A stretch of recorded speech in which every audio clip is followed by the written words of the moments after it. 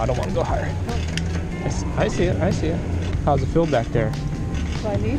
I told you could do it. This thing can carry a payload of like 200 pounds. I don't know if that includes me, the rider. If it does, we're screwed. Yeah.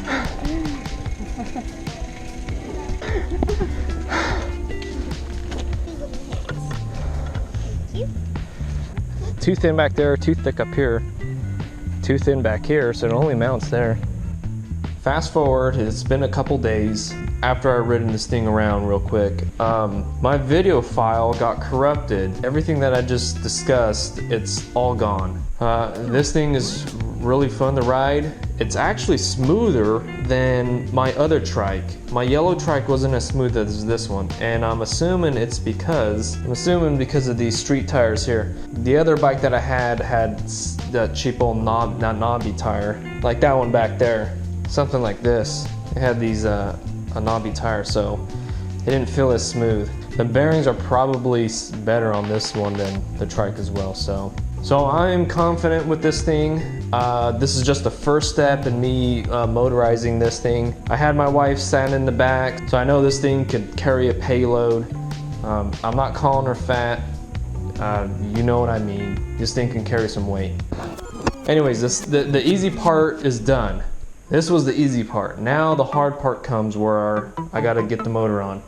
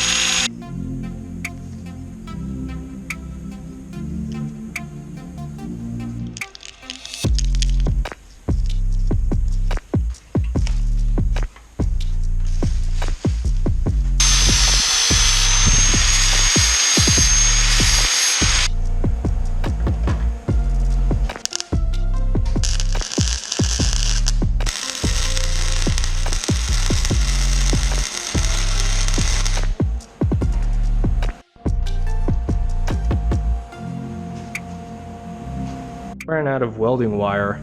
Now I guess is a break. Talk about what is happening. Okay, so I got the first tab welded on completely. I still gotta try to get under here, but this side's welded on. I gotta weld this I haven't welded this completely on. So I kind of broke my first rule. I wanted to make an engine mounting plate that can bolt up to the frame. I don't think I'm gonna do that. I kind of changed my mind on that. I would rather much have this welded on the frame so it's solid, because if I try to create some sort of clamp, that's just more room for failure, you know, another failure point. Besides, this engine is a lot bigger than the other engines that you would use on a motorized bike. The 4-stroke engines that you would use, this is a 4-stroke by the way, the 4-stroke engines that you would use are like the 49cc, even the 79cc. Now that engine's almost, it's pretty much the same thing as this one. This one just has a little bit bigger of a bore, I guess. They're heavier than the little 2-strokes that you get, like that black one over there. You can't see it, but it's just, trust me, it's smaller. Those 2-stroke engines are smaller, so they're lighter than these guys. That's why I would rather have it just welded to the frame, so I don't have to worry about things moving, bolts unscrewing off. Even though the 4-strokes, they don't vibrate as much as the 2-strokes, but they still vibrate. I'd rather just mitigate that and just weld it to the frame. This is actually where you bolt up to the engine. This adapter plate is here so you can bolt it to a lot of other different things. I'm thinking that the bolt hole pattern here is the same on a 212 Predator or any engine that's similar to the 212, like the 196 or the 200 Honda engines. If that's so, then I can actually, in the future, if I want, I can replace this engine for a 212. Anyways, that's why I thought it was just a better idea to weld it, because I might swap on a larger engine in the future. Yeah, I think I might end up just calling it for this video. It'll just be a real quick video about just mounting up the engine.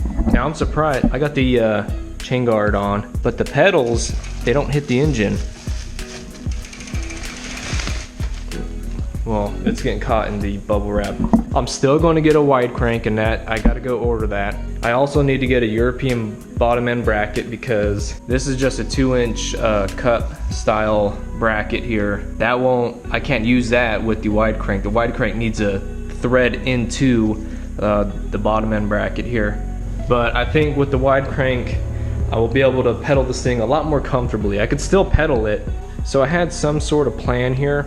I just got some angle iron, measured out the distance. That piece was 4 3/8. Then I got the bolt hole pattern, which I think was 3 1/8. And then I just centered it up. It's a bunch of math and stuff. You don't necessarily need that, but it helps if you got some sort of plan. I also oversized these holes here just so I can have a little bit of wiggle room. But besides that, I'm pretty much calling it for this one. In the next video, I'll be figuring out the jack shaft, and I'll have everything else. I'll be able to put the crank on, mount the jack shaft, put a tensioner on. I got the chain, I got everything ready.